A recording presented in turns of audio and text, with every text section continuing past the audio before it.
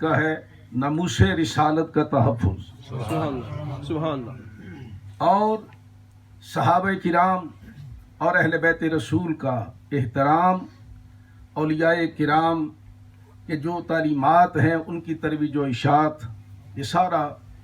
جماعت اہل سنت کے اس پروگرام میں یہ باتیں لازم ہیں، شامل ہیں۔ سبحان اللہ۔ ہر حال میں حق بات کا اظہار کریں گے، منبر نہیں ہوگا تو سرے دار کریں گے،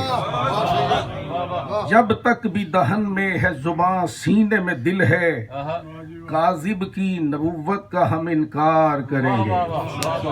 جتنی مرضی میڈیا پہ پروپیگنڈا کر لو، پیسہ خرچ کر کر کے لوگوں کو خرید لو، لیکن مصطفیٰ کے جو دیوانے ہیں ان کا یہ عزم ہے، یہ یقین ہے اور یہی ان کا عمل ہے کہ تم جتنا بھی اپنا سرمایہ خرچ کر کے لوگوں کو گمراہ کرنے کی ناکام جسارت کرو، لیکن ہمارا عزم، ہمارا یہی پروگرام ہے کہ ہر حال میں حق بات کا اظہار کریں گے، منبر نہیں ہوگا تو سرے دار کریں گے، جب تک بھی دہن میں ہے زباں سینے میں دل ہے، کاذب کی نبوت کا ہم انکار کریں گے۔ حضرات علماء کرام، وقت چونکہ مختصر ہے، میں اعلامیہ پڑھ کر سنا دیتا ہوں۔ کچھ باتیں تو حضرت علامہ قاضی عبدالعزیز چشتی صاحب نے دہرا دی ہیں۔ بہرحال حضرات علماء کرام، حاضرین و سامعین، السلام علیکم ورحمۃ اللہ وبرکاتہ۔ مرکزی جماعت اہل سنت یو کے اینڈ اوورسیز ٹرسٹ، جو برطانیہ اور یورپ میں مسلمانوں کی نمائندہ جماعت اور اہل سنت کی مؤثر قوت و آواز ہے، اپنے قیام سے لے کر آج تک یورپی مسلمانوں کی ہر پلیٹ فارم اور فورم پر بھرپور نمائندگی اور رہنمائی کر رہی ہے۔ الحمدللہ اسلام کے خلاف اٹھنے والے ہر فتنہ اور تحریک کا ہر محاذ پر اللہ تعالیٰ کے فضل و کرم اور نبی مکرم صلی اللہ تعالی علیہ وآلہ وسلم کی نگاہ فیض سے یہ جماعت دفاع کر رہی ہے، سبحان اللہ، اور ہر مرحلہ پر الحمدللہ تاریخ ساز کردار بھی ادا کیا ہے۔ جماعت کی اسلام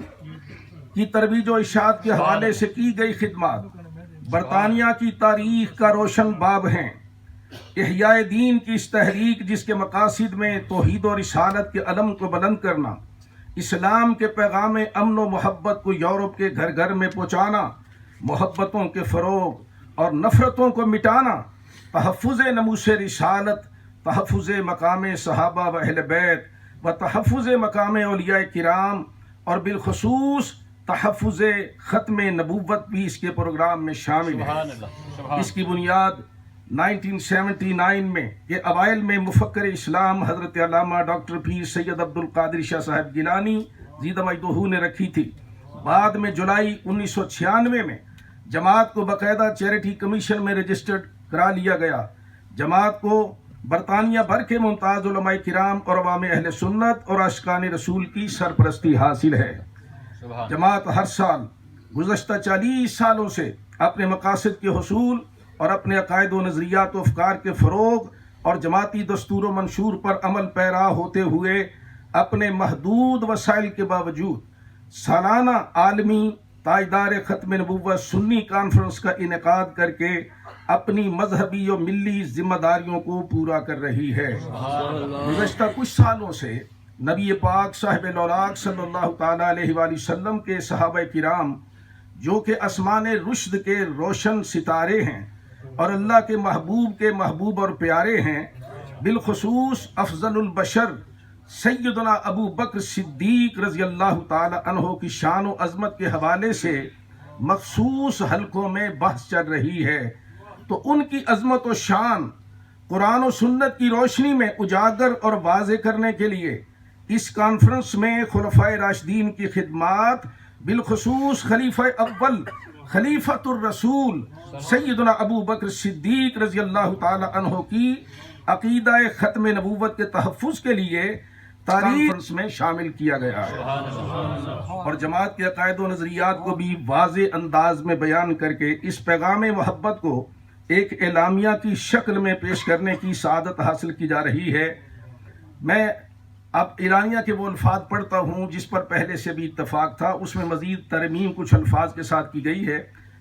حضرات علماء کرام، حاضرین و سامعین، آج مرکزی جماعت اہل سنت یو کے اینڈ اوورسیز ٹرسٹ کے زیر اہتمام 39ویں سالانہ تاجدار ختم نبوت کانفرنس و سیرت خلفائے راشدین کے موقع پر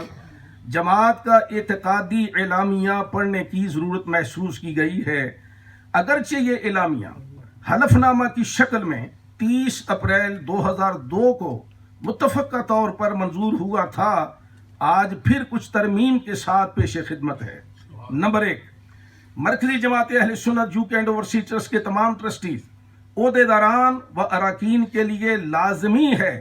کہ وہ اس امر پر یقین رکھیں کہ خلفائے راشدین یعنی حضرت سیدنا ابو بکر صدیق، حضرت عمر فاروق اعظم، حضرت عثمان غنی، حضرت علی المرتضیٰ، حضرت امام حسن کے علاوہ حضرت امام حسین، حضرت امیر معاویہ سمیت تمام صحابہ کرام اور اہل بیت اطہار کا ادب و احترام لازمی و ضروری ہے۔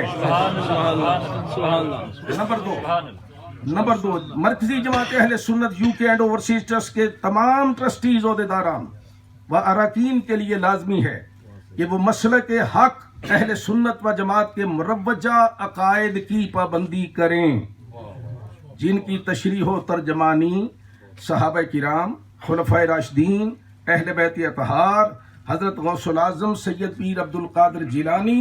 سلطان الہند خواجہ معین الدین اجمیری، حضرت شاہ عبد الحق محدث دہلوی، حضرت مجدد الف ثانی سرہندی، اعلیٰ حضرت شاہ احمد رضا خان بریلوی، امام العصر حضرت پیر سید میر علی شاہ گولڑوی، حضرت پیر سید جماعت علی شاہ محدث علی پوری رحمت اللہ تعالی علیہم اجمعین نے فرمائی ہے۔